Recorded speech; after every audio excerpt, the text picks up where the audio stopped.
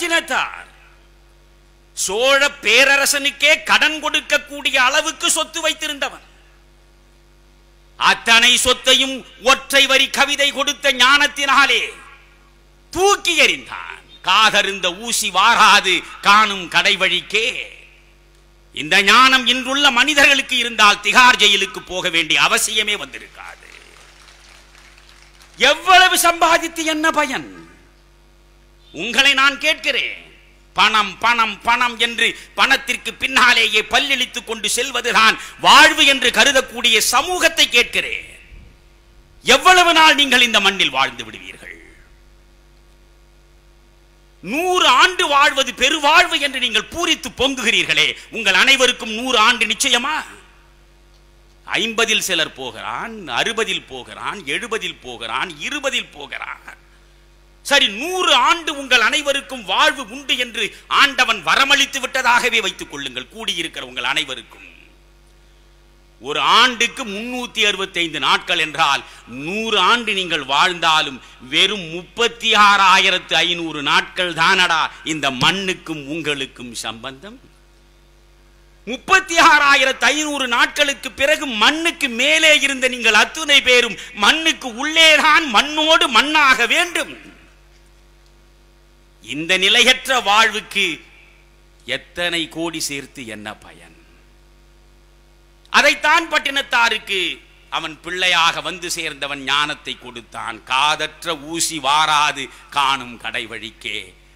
அத்தனையும் துறந்தான். ஒற்றை வரி கொடுத்த ஞானம்.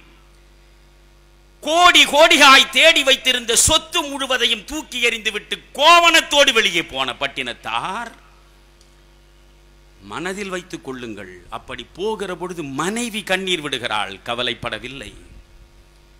உறவுகள் தடுக்கின்றன, கவலைப்படவில்லை.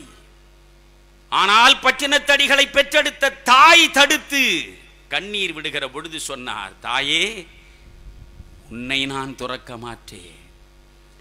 நீ உயிரோடு இருக்கிற வரையில் இந்த புகார் நகரிலேதான் நான் சுற்றி கொண்டிருப்பேன். உனக்கு ஈமக்கடன் ஆற்றிய பிறகுதான் இந்த புகார் நகரை விட்டு நான் புறப்படுவேன் என்று சொன்னார். தாய் உயிரோடு இருக்கிற வரையில் பூம்புகார் நகரின் சத்திரங்களிலும் தெருக்களிலும் அவர் பிச்சை எடுத்து உண்டார். தாய் இறந்தாள், செய்தி கிடைத்தது.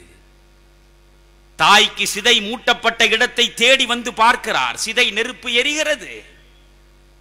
நண்பர்களே, அந்த நேரத்தில் பட்டினத்தார் பாடிய 10 பாடல்களை இன்று படித்தாலும் எந்த மனிதனும் தாயை புறம் தள்ள மாட்டார்.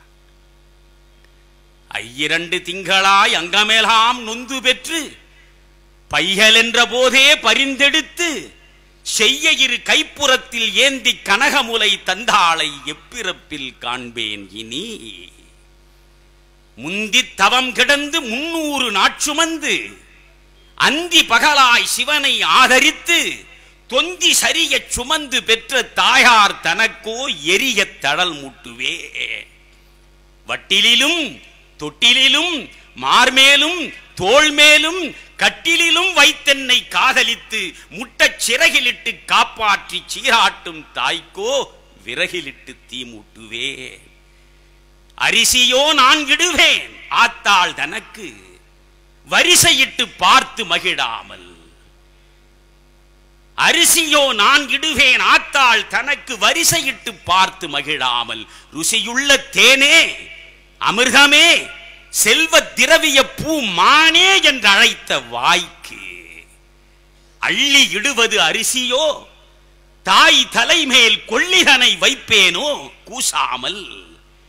மெல்ல முகம் மேல் முகம் வைத்து முத்தாடி என்றன் மகனே என்று அழைத்த வாய்க்கு என்றெல்லாம் புலம்பிய அந்த பட்டினத்தாரை யோசியுங்கள், யோசியுங்கள். சகல உறவுகளையும் துறந்த சங்கரருக்கு தாயை துறக்க முடியவில்லை. எல்லா உறவுகளையும் தூக்கி எறிந்த பட்டினத்தாரால் தாயின் பிரிவை தாங்க முடியவில்லை.